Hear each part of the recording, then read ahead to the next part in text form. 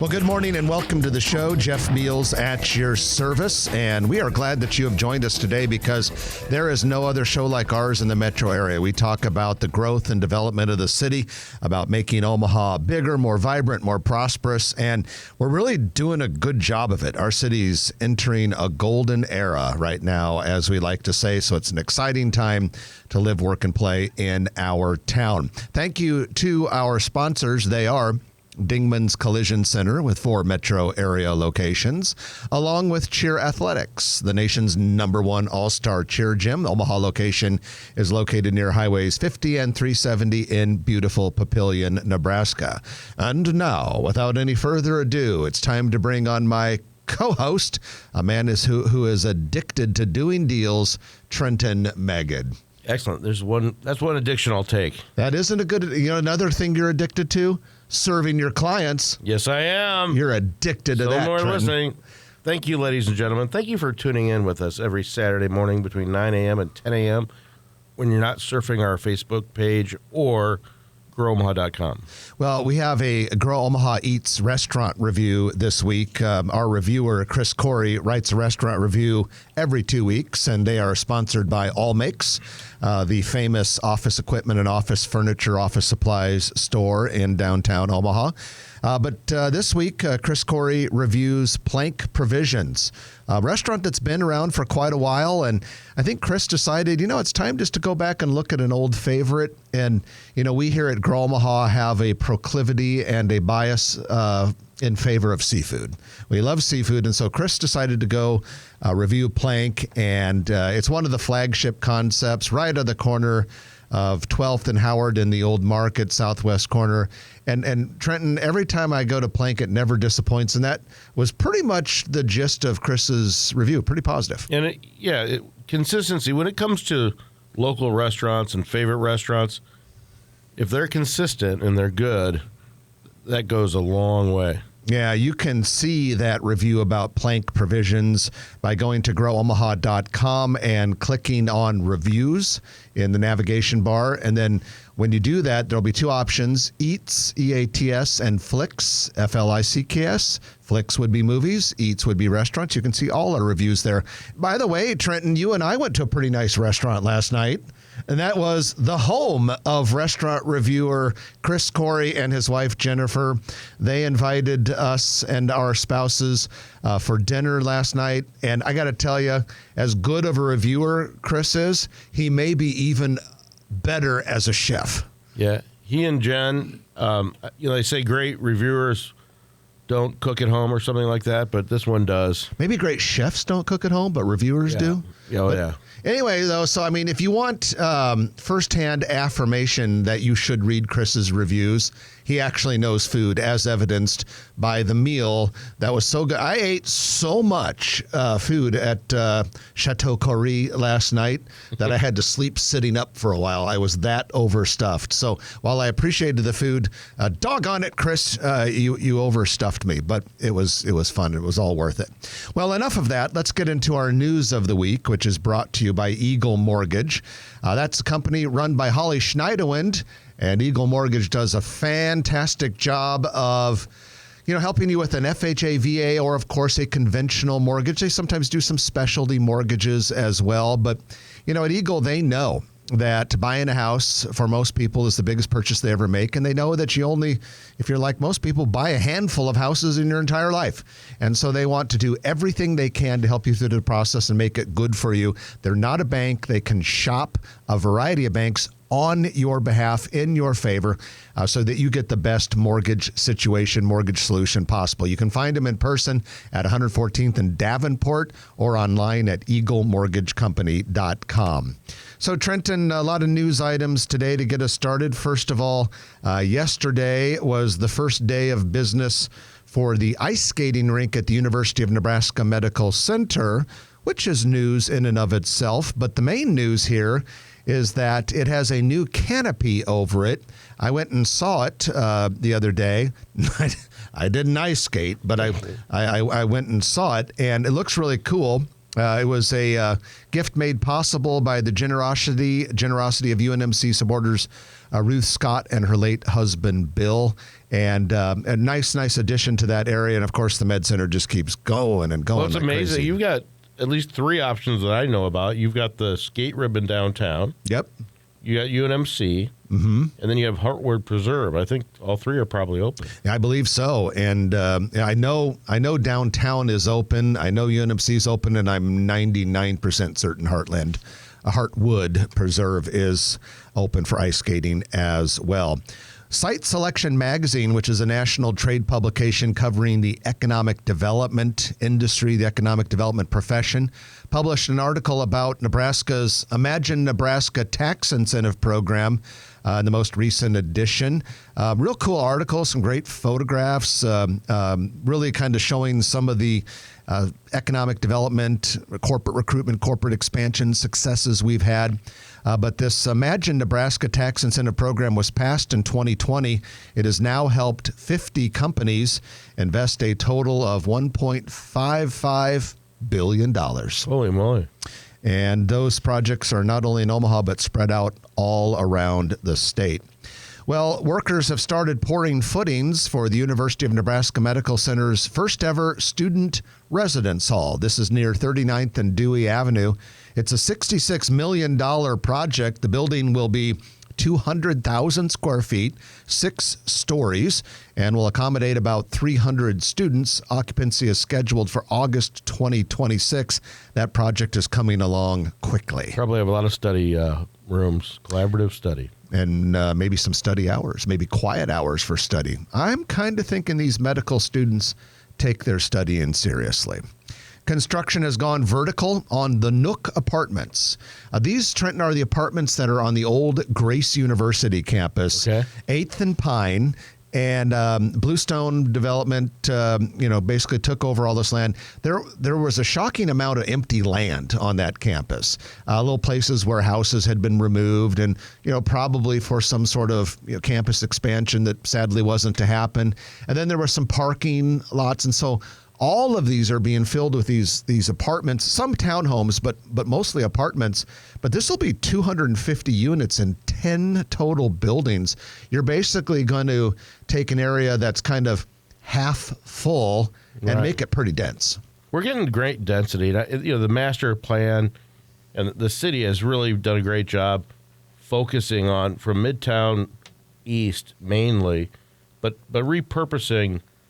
Taking down a couple houses that are old, that aren't really worth saving, and building big apartment complexes. And the more density, the more population we get downtown, the more vibrant downtown is. Well, it has been proven that when you look at what kinds of development create the most value, and the value being property values and kicking off tax revenue for cities and states, it is by far dense downtown development. Second to that is dense near downtown development. All of that produces a lot more value, both in terms of tax revenue and property value increases, than even your nicest suburban development.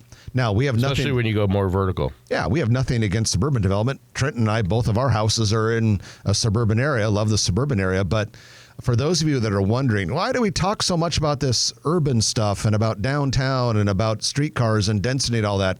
Because it'll make the city richer and make the people who live in the city a lot richer. Best way to grow tax base in a city is by having dense development, and that Nook project's a nice example, close to but actually outside of downtown. I wonder if they're going to make the Cranny next door.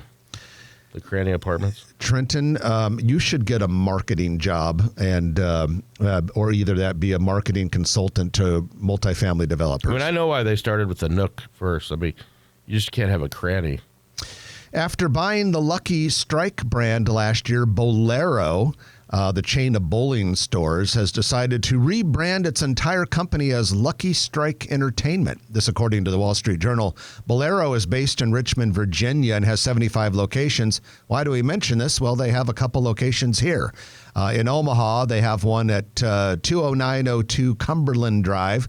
So this is in Elkhorn area west of 204th. Used to be called the Mark. Yep. And then in Council Bluffs, they have one at 1900 Madison Avenue. So all of these Bolero centers across the country, including the two locally, will be renamed Lucky Strike sometime between now and 2 years from That's now. a name that's been around for a while. They must have acquired that, or they already had those alleys. But That is correct. They did acquire those not terribly long ago.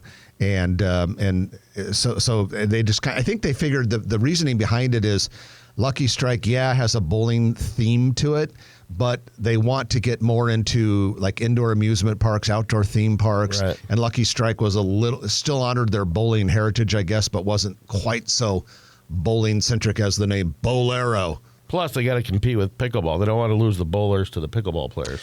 I think pickleball would be a pretty tough competitor from what I understand. They should use bowling balls to play pickleball. So, Trenton, which airline dominates the passenger market in Omaha or has the greatest market share of all the airlines?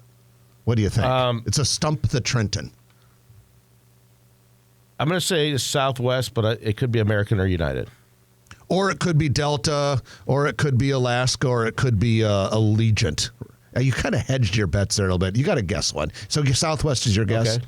right? Yeah. Okay, you're correct. Congratulations. Thank you. Yeah, Southwest has 37% of the market share out of Epley Airfield. Give me another one. We'll work on one. Okay. But here's the deal. Southwest wrapping up their in-flight cabin service earlier than they used to. They used to wrap it up at 10,000 feet. Now you're going to have to take that last swig of your soda, or I sometimes get the Bloody Mary mix without any alcohol. I do that all the time, Mr. and Mrs. T. I love the way that stuff tastes. And I don't get the alcohol in it because I get plenty of other alcohol. But at any rate, now they're going to do that at 18,000 square feet. What? Or not square feet, feet. No squares. Feet. That's crap. It is. It's supposedly for safety and all that sort of thing. But I don't know. I don't know whether that works out or not. So the state expressway system, this is, okay. You know what the state expressway system is? Have you heard of it? Yeah. Okay, I'll help you out. The state expressway system was passed by an act of the Nebraska legislature back in 1988, and the purpose behind it was to connect every city in Nebraska that had at least 15,000 people to an interstate, either I-80 or maybe I-29 in Iowa. And it was supposed to be done in 15 years. Now, how many years ago was 1988 approximately? It was a lot. Like what, about 34? 30, 36? Yeah, getting up there, maybe getting a little close to 40 years.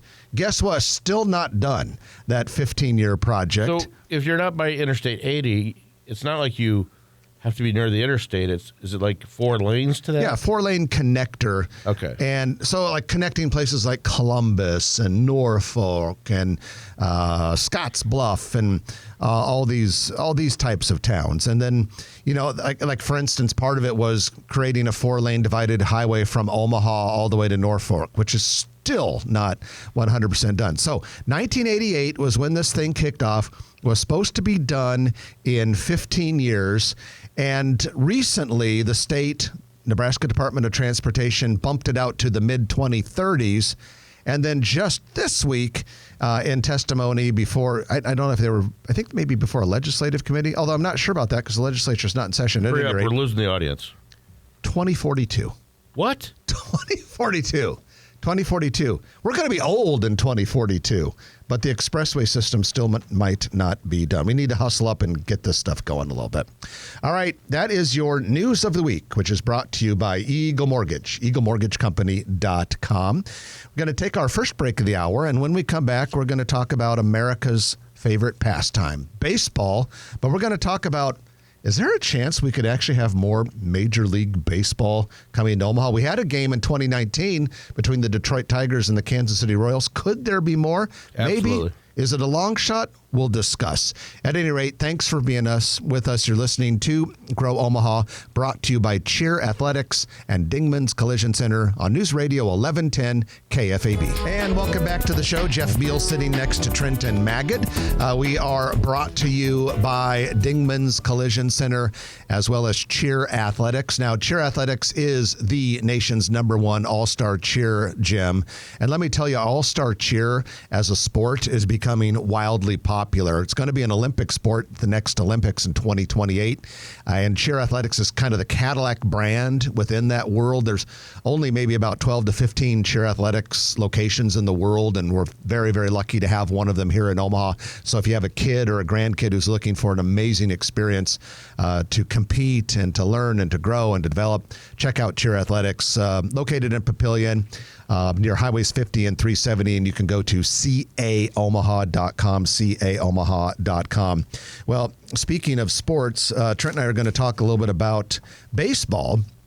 And okay, let me give you a little bit of backstory about this, and we'll discuss, what could happen, what maybe should happen, and what might not happen. But the Wall Street Journal yesterday ran an article titled, "The Major League Baseball Team That Lost 2 Stadiums in the Same Hurricane." Basically, they're talking about the 2 hurricanes. I think Milton was the worst of the 2, but the 2 hurricanes that ravaged the Tampa Bay area. And one of the buildings in the Tampa Bay area that got ravaged particularly was Tropicana Field, the old, underwhelming and frankly aesthetically ugly indoor baseball stadium where the Tampa Bay Rays play. Now, the Tampa Bay Rays have been so dissatisfied with Tropicana Field that they'd been trying for years to get a new stadium built.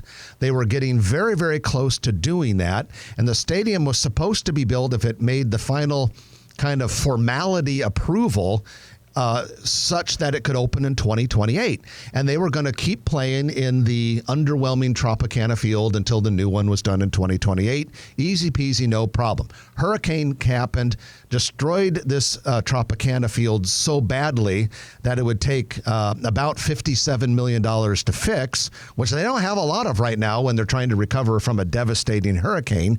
Meanwhile, the county board of commissioners are like, geez, with all this stuff, maybe we shouldn't vote for this new stadium. So that's kind of in limbo, on hold. And now it's looking like if they even build a ballpark in Tampa Bay, it wouldn't even be ready till 2029. Well, not to worry about 2025. 2025, the Tampa Bay Rays are going to go in the same metro area, and they're going to play in the New York Yankees spring training facility. Problem is that only seats 11,000 people, very, very, very small for Major League Baseball, and the Yankees use it for spring training, and it has a single A team in it. So that's going to be a little bit tricky. And the conventional wisdom is that after 2025, the Yankees are going to say, you probably can't come back for 2026. So what do we do? Well, here is a quote directly, word for word, from the Wall Street Journal article. "One possibility, according to people familiar with the matter, could be playing at the site of the College World Series in Omaha, Nebraska. That would be Charles Schwab Field in North Downtown, seating capacity between 24 and 25,000 people. By the way, Charles Schwab Field, Omaha, is the single largest baseball stadium in America not to host a professional baseball team. So it is the largest, and it's the largest baseball team in America not to host a major league baseball team. And it can be expanded in a couple of years, 10,000 seats, you said? Yeah, it's pre-engineered for that, but that would take a long time too, and I don't think that's going to happen anytime terribly soon. But we know the Chuck can handle MLB baseball because it hosted a regular season MLB game in 2019 between the Kansas City Royals and the Detroit Tigers.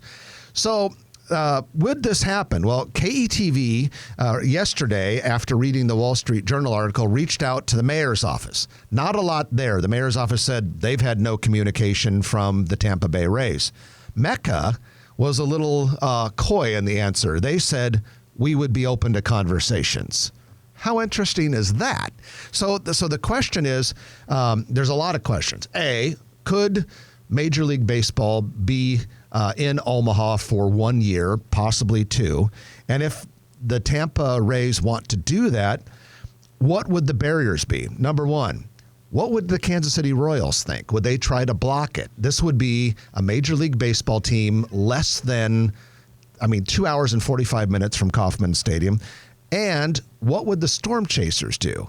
If a Major League Baseball team played 81 games in Omaha, I'm thinking nobody would go to a Storm Chasers game that year. I wouldn't. I like the Storm Chasers. I go to a couple games a year, but if there's MLB in town, no offense, Storm Chasers, I'm going to go see the MLB. So would they have to? So will the Storm Chasers. So they'll all be there. So would someone have to compensate the Storm Chasers? Which is fine. There's more to.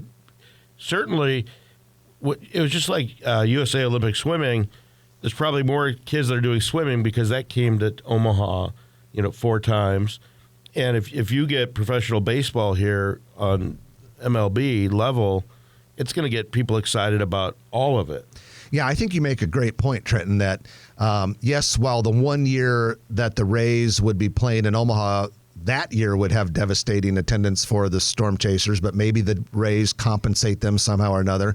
But then, yes, the next year, more people love baseball, so they could the Storm Chasers could actually have better attendance next year. And if we have the capacity, and other than the College World Series, we have 81 dates that they could play, right? Oh, yeah. Because what they would have to do in this situation is they would have to take a long road trip for 2 weeks around CWS time. But hey, they're a team without a stadium. You do what you have to do. So they would just take a long road trip, no problem. The Omaha Royals used to do that back when they and the College World Series were both in Rosenblatt. But the other question that could be interesting is, for that 1 year, you're going to have to relocate. What do they have, like 25 or 30 players on an MLB team and their families? A lot of the executives and a lot of some of the staff could probably keep working out of Tampa, like, the accountants and some of the marketing people, but some of that staff would have to come up here, and you'd have to find suitable housing for 30 or so very highly paid professional athletes, and it could be a very interesting Just thing. take over one of the hotels or something nearby. You wonder, yeah. Yep. But economic development-wise, it's awesome. Oh, God. It would be one of the greatest things to happen to this city. And here's the long-term benefit that I am most excited about and I think it's still kind of a long shot, personally, that this happens. So don't get your hopes up, folks, because a lot would have to happen. If you do blame it on Beals, it doesn't happen. Thank you. So at any rate, if it does happen, I think one of the biggest long-term benefits is, okay, let's say they come here. Let's say we do a fantastic job of turning out and the attendance is particularly strong, especially for a city our size. Does that say someday down the road, I believe we have no chance at a full-time MLB or NFL team because they take so many people in the stadium and they're big market sports. But could the NHL or the NBA someday say, for that year, the MLB was in Omaha. They were packing that 25,000 seat stadium. Maybe we should look at Omaha, even though it's an awfully small market. Maybe we should be looking at them for expansion. And we punch above our weight in Omaha, and there's plenty of supporters. There's plenty of stakeholders that would pony up for this. And I think that people would, for a year is a no-brainer to me.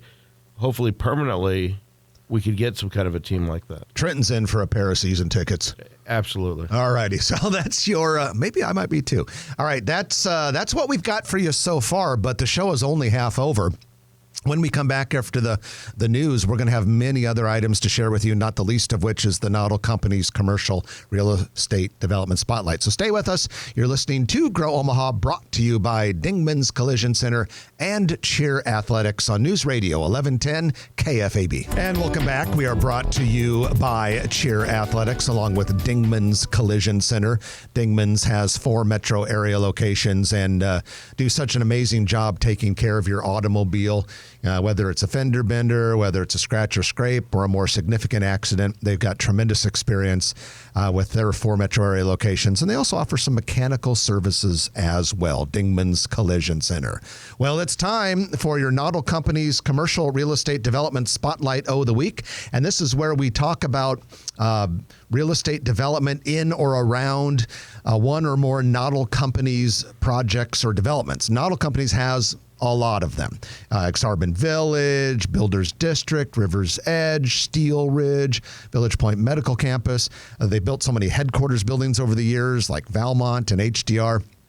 They build spaces, they build places, and they build beautiful buildings. And Noddle Companies not only is headquartered in Omaha and does work here, but they have projects all over the nation. So we are proud to have Noddle Companies as our sponsor. So we're going to look at two Noddle Companies projects today. The first one is we have a little bit of news around Exarban Village. First of all, on the southwest corner, just outside Exarban Village, a lot of progress going on a 4-story apartment building. We've reported in the past that it's attached parking garage is done. It is, and now framing and exterior work is really coming along great on that apartment building. It's on Mercy Road between Exarban Village and 72nd Street. Also in that area, on the northeast corner of 72nd and Pacific, a rebuilt Runza is mostly enclosed. They still have to put in some windows, but the plywood on the outside is going up. And this was the old Broncos restaurant that became a Runza. They tore it down because it wasn't their model. Right. And that thing's going up really fast right now. And then we're also, for the second half of the Noddle Companies report, we're going to go to their project in North Downtown called the Builders District. And just west of the Builders District, Creighton University and its contractors are going gangbusters right now. I mean, this is some fast construction. You've got the sophomore residence hall has already gone vertical and seems to be moving quickly. And then also the softball stadium is going vertical right now. And things are actually coming out of the ground. So that area between along Cummings Street, that is Creighton proper, and where you get to the Builders District, starting to fill in.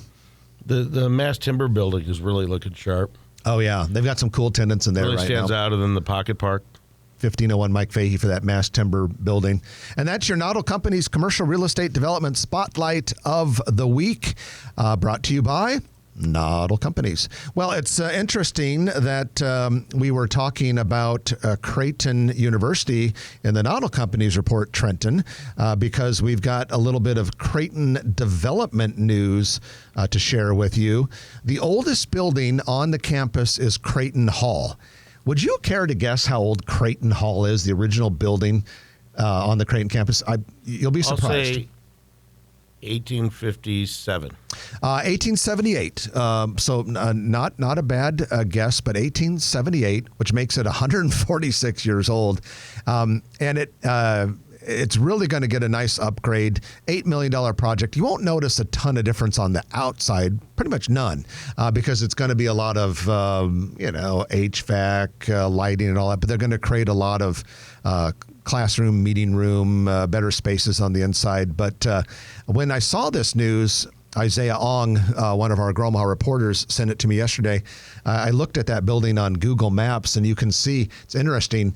It was first part of it was built in 1878, then like 10 years later, then a bunch of more pieces were added in 1902, and I didn't really realize what a maze it was. But yeah, cool building. Other news this week. Or rather, coming up next week, the Omaha Streetcar Authority is going to vote on awarding a contract to Hawkins Construction to rebuild the Harney and Farnham Street bridges over Interstate 480. It's going to be a $20 million project. These bridges have to come down completely and be totally rebuilt. This is necessary, partly because they were on the docket for replacement by the DOT fairly soon anyway, but they need to be heavier and sturdier and better for the new streetcar system. So it's basically part of the project. And the first one to be demolished will be Harney Street and then rebuilt.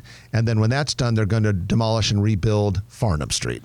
Can I tell you, Hawkins Construction is the main contractor for 168th between Q and West Center Road, and they've done a phenomenal job. They're finishing it up, and I think it'll bleed into 25, but I live right around there. They've never closed it. They had to build 2 bridges at the halfway point on Lake Zorinsky, and kudos to them, and it's made it a lot easier. And that's a 2-mile segment. Actually, I'm pretty sure, don't Don't quote me on this, nor consider it a guarantee. I think it's going to be done this month. It looks like they're getting ready. There's a couple islands and stuff like that, but we've been able to get in and out of our neighborhood really well. Yeah, they're hustling. Yeah, you're right, Trent. They deserve a lot of credit for that. Well, Uncle Warren has gifted more than $1 billion in Berkshire Hathaway stock to foundations led by his family. His kids are Howard, Peter, and Susie. Buffett has converted 1,600 Class A shares into 2.4 million Class B shares. The Susan Thompson Buffett Foundation, which funds scholarships to college kids from Nebraska attending a state school, received 1.5 billion Class B shares worth over $700 million. And then the Sherwood Foundation, which is here in Omaha and run by Warren's daughter, Susie, received 300,000 Class B shares, $144 million. The Buffett kids are going to have a lot of money to give away. Yeah, it's not as easy as you think. You got to be smart about it, and everybody wants a piece of it, but that's a lot of money to give away. And just that combined with when the Kiewit Foundation wants to wrap things up, we reported that a couple weeks ago. Jeff talked about it. 2030. What is that? $5 billion? How much is the $500 million? Just under $500 million. Yeah, and so Omaha's, we always see a lot of great things from our stakeholders and philanthropists, but I think the next 5 years they'll go out of their way and really up themselves. It'll be crazy, and that, ladies and gentlemen, brings us to the Perkins Kreitzer Construction Lightning Round, in which we talk about a lot of things in a short period of time. The list is really long. So stay with us. Going to take our final break. Back in a moment on News Radio 1110 KFAB. It's time for the Perkins Kreitzer Construction Lightning Round, appropriately brought to you by Perkins Kreitzer Construction. They are based here in Omaha and under the leadership and tutelage of our friend Dave Kreitzer. They do an outstanding job, and it doesn't matter whether you're looking at an institutional building like a school or a church, or if you're looking at a shopping center or an office building, or even if you're looking at just build out space for a store or a restaurant. And of course, we love to talk about all those Perkins Kreitzer Construction Lightning Round restaurant projects. Just last week, we told you about the Jersey Mike's. They're going to be building next to Tide Dry Cleaners in Westwood Plaza. They're also working on Hawaiian Brothers in the old Boston Market. That'll be good. Miracle Hills Shopping Center. So if you're looking for a contractor for your project, just go to Perkins Kreitzer Construction. The website is p-cconstruction.com. All right, on the docket, we've got a lot of things at Westroads Mall. So, okay, here's the big one. On January 31st, a store called Box Lunch will be opening. This is a specialty retailer that sells licensed and non-licensed merchandise that have a pop culture theme. And for every $10 spent on their merchandise, Box Lunch provides a meal to a local food bank. Here in Omaha, they're going to be partnering with Food Bank for the Heartland. This is a chain with locations all over the place, several in our region, and they are based in City of Industry, California. But that's not the only Westroads news. 3 food and beverage establishments are opening in Trenton. One is called Crazy for Candies. It is a bulk candy kiosk. Another is called King Cone. And King Cone is specialized food merchant, locally owned, with a unique take on calzones and beverages. And then King Cone, we mentioned King Cone. And then the other one is Domaha. And that is a specialty food merchant that specializes in cookie dough, ice cream, and other concessions. But wait, there's more. There's another Westroads story. Animania has returned to the Westroads Mall. They were at the Westroads. They moved downtown to near 10th and Farnham. They are apparently out of that now and back in the Westroads. And in the Westroads, they're actually going to have 2 units. One will be a regular retailer, while the other one will also sell shaved ice, hot tea, ice cream, and other concessions. So it's not anime, it's confectionaries. I wonder, but they also have, I think, anime. I've never set foot in the place, but apparently they have anime type stuff, hence the name Animania, which I really don't understand, but I understand people are really into it. Orsi's Italian Bakery and Pizzeria, a legendary institution in Little Italy, 621 Pacific Street, recently added a dining area. Accommodates 36 people. It's to the west side of the building. Orsi's was founded in 1919. And then a completely different restaurant or business, Rebel Rise, a gluten-free scratch kitchen and bakery, recently opened at 107th and Virginia Plaza in La Vista inside M Salon Studios. The bakery features sweet and savory treats created in a gluten-free home cottage kitchen. That sounds fancy. Rebel Rise's mission is to provide high-quality, allergen-friendly treats for all to enjoy. Trenton Baby Blue is now Blue Sushi Sake Grill. It's no longer a baby blue. It's a full-blown blue. Been there, and they really opened it up. They took a couple thousand square feet to the east, and it is nice and as good as always. And the exact address is 16939 Wright Plaza. That's basically the shops at Legacy, 168th and West Center Road, part of Flagship Restaurant Group. In addition to the renovations, they took over a 2,000 square foot bay right next door. Milk Tea Lounge, a boba tea and snack lounge, has opened at 145th and Center. Rathskeller Beer House near the Med Center closed back in October 2023. We now have an official opening January 10th. And Trenton, your good friends at Lockwood Construction are doing an amazing job of turning the former Charleston's building into Terra Gaucha Steakhouse. We posted a rendering on the Grow Omaha website. It won't even look like the same building. A lot bigger. It'll be all black and white, and instead of the red brick with the green roof, so it'll look totally different. Torrid has opened at Shadow Lake Town Center in a 3,500 square foot space near Skin Experts and Bath and Body Works. Torrid is a chain of plus-size women's fashion and accessory stores. They do have an existing store at Oakview Mall. Wow, still at Oakview Mall. Yeah. Wow, that kind of surprises me. Yeah, survivors.